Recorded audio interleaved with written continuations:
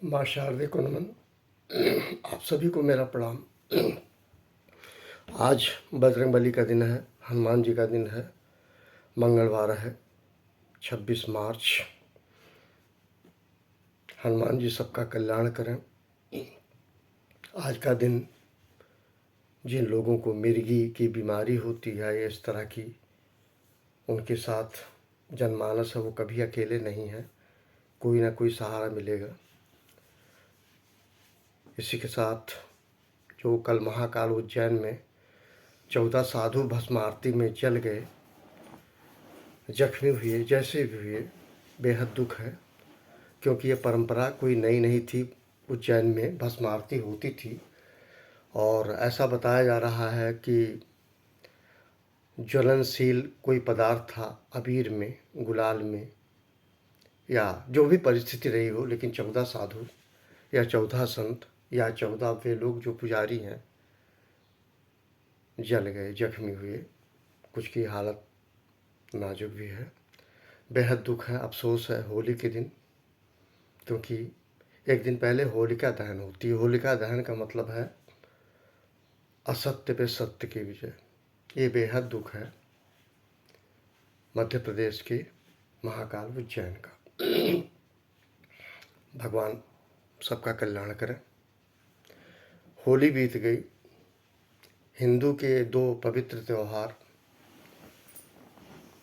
मुख्य होली, उसके बाद दीपावली। एक होता है रंगों का त्यौहार, एक होता है रोशनी का त्यौहार, दोनों भाईचारे का। आज मैं एक बात कहना चाह रहा हूँ। माँ जो है पीपल होती है। पीपल का एक चरित्र है।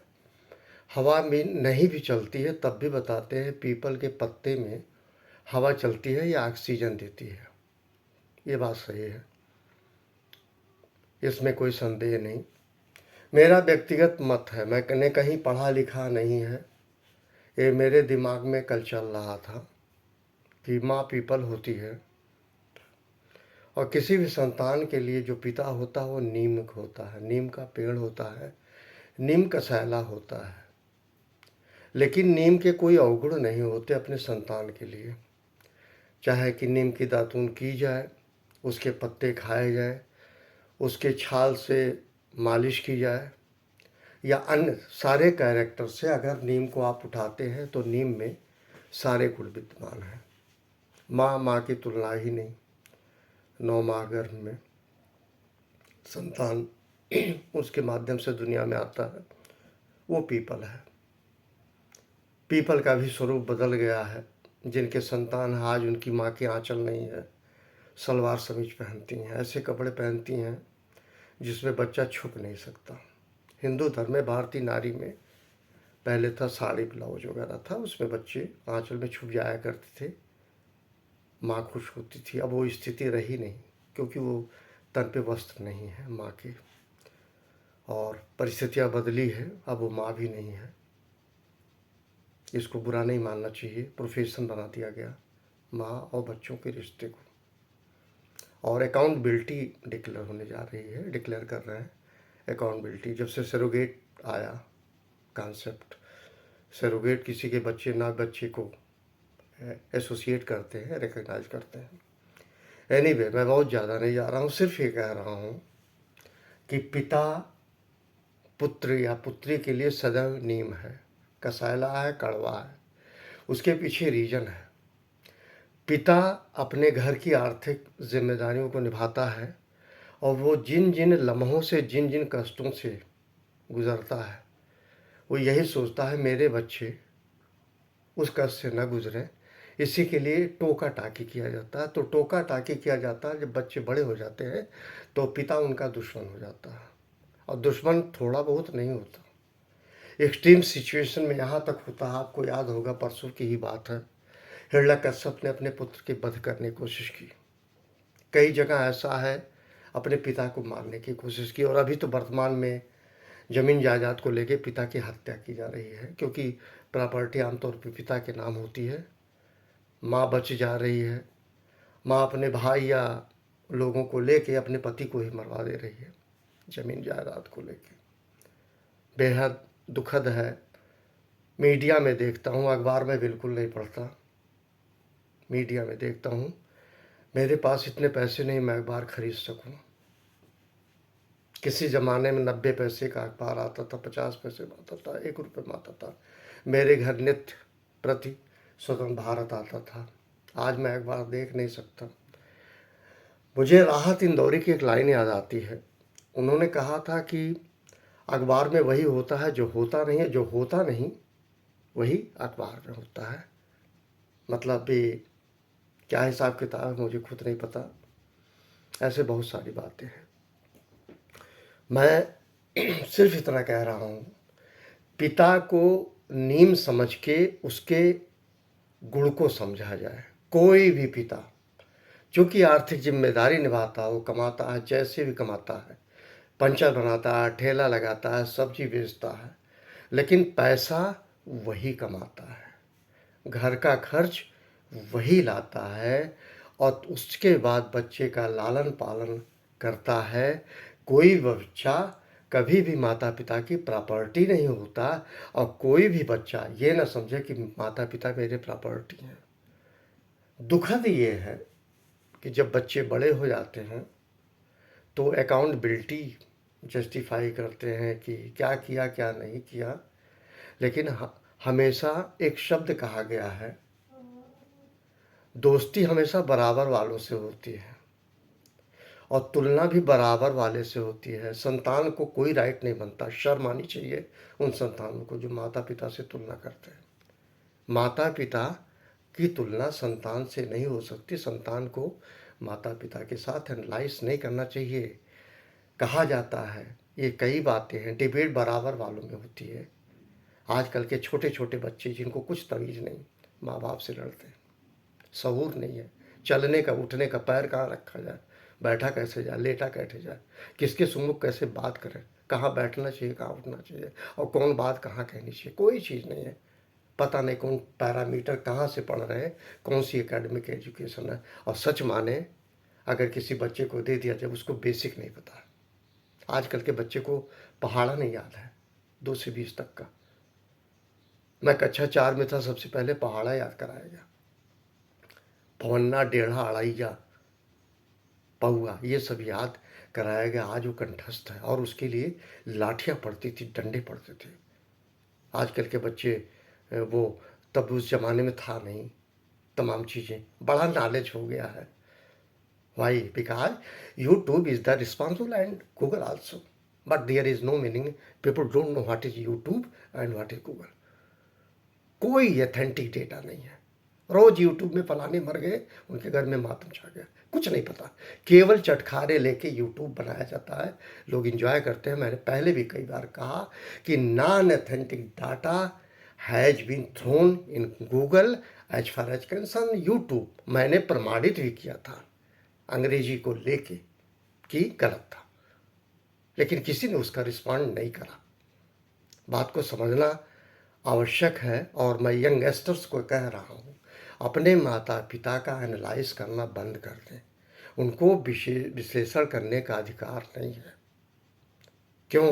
वो उनके बराबर के नहीं हैं, उनके उम्र के नहीं हैं, और हमेशा बराबर वालों से डिबेट किया जाता है। लिहाज डूब रहा है, आगे चल के वही बच्चा करेगा जो आप कर रहे हैं, दूना करेगा।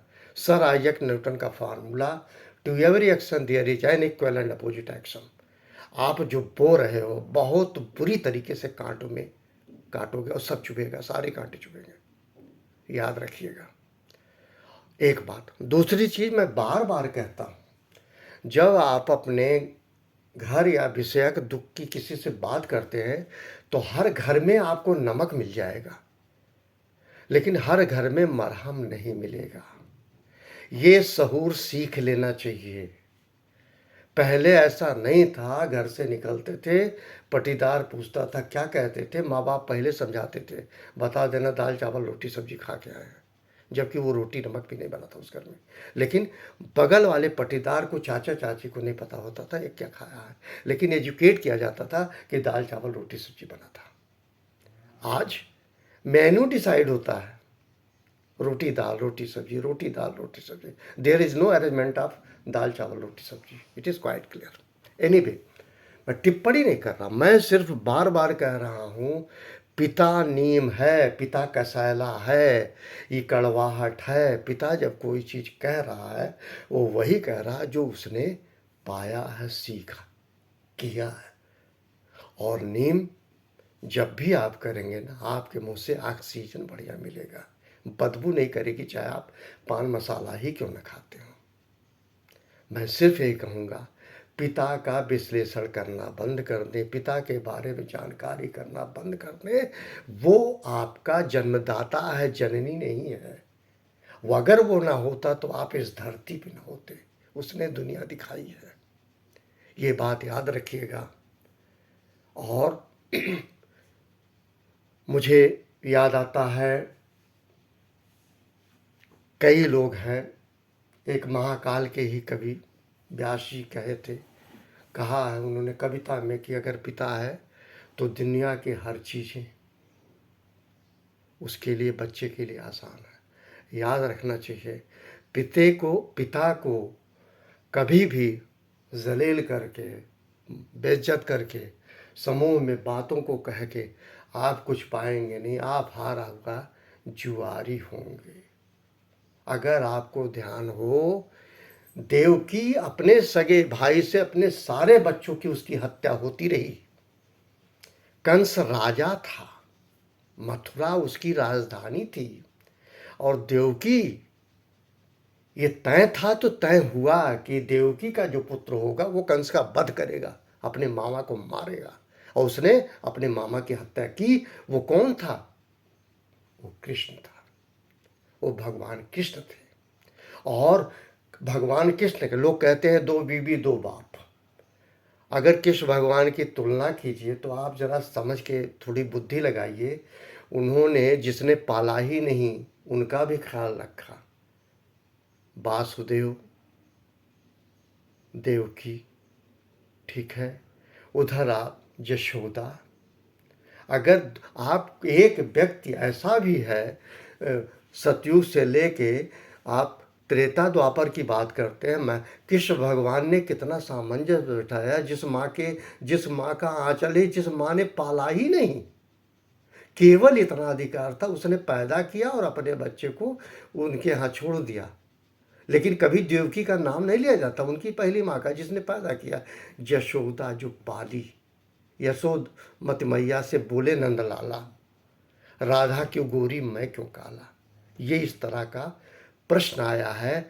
तो उसमें ये बताया जाता है, उसके पीछे रीजन है कि मर्यादा पुरुषोत्तम राम दिन में पैदा हुए, उजाले में पैदा हुए दिन में, और कृष्ण भगवान रात में पैदा हुए, 12 बजे रात में। या आप कह ले प्राकृतिक संरचना थी, ताकि उसके मामा को ये पता न लगे कि पैदा हुआ, और कृष्ण ने उनका वध किया। सीख सकें तो सीखें। लेकिन कभी कृष्ण भगवान को द्वारिकाधीश भी बने जाके गुजरात में, कभी आपने नहीं सुना होगा ऐसा कुछ माता पिता को लेके किसी प्रकार का विश्लेषण। ये बात ठीक नहीं है। हनुमान जी सबका कल्याण करें, और भगवान के लिए मृत्युलोक में आए हैं, तरीके से रहिए।